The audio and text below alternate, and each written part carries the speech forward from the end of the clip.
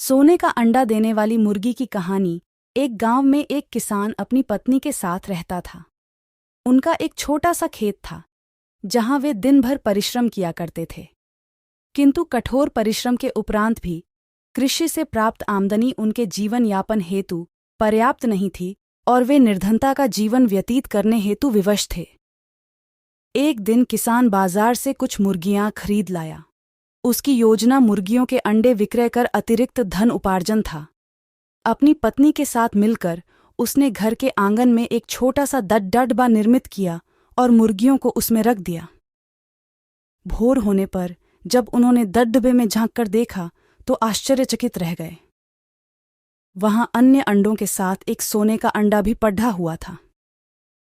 किसान उस सोने के अंडे को अच्छी कीमत पर जौहरी के पास बेच आया। अगले दिन फिर उन्होंने डब्बे में सोने का अंडा पाया। किसान और उसकी पत्नी समझ गए कि उनके द्वारा पाली जा रही मुर्गियों में से एक मुर्गी अद्भुत है। वह सोने का अंडा देती है। एक रात पहरेदारी कर वे सोने का अंडा देने वाली मुर्गी को पहचान गए। उसके बाद से वे उसका खास ख्याल रखने लगे। उस मुर्गी से उन्हें रोज सोने का अंडा मिलने लगा। उन अंडों को बेचकर किसान कुछ ही महीनों में धनवान हो गया। किसान अपने जीवन से संतुष्ट था, किंतु उसकी पत्नी लोभी प्रवृत्ति की थी। एक दिन वह किसान से बोली, आखिर कब तक हम रोज एक ही सोने का अंडा प्राप्त करते रहेंगे?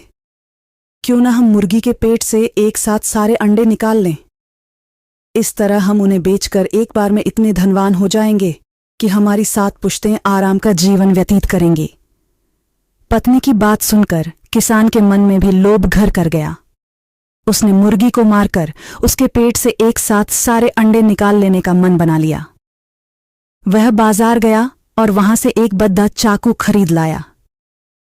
फिर रात में अपनी पत्नी के साथ वह मुर्गियों के डब्बे में गया और सोने का अंडा देने वाली मुर्गी को पकड़ ढकर उसका पेट चीर दिया।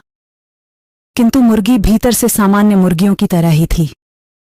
उसके पेट में सोने के अंडे नहीं थे। किसान और उसकी पत्नी अपनी गलती पर पछताने लगे।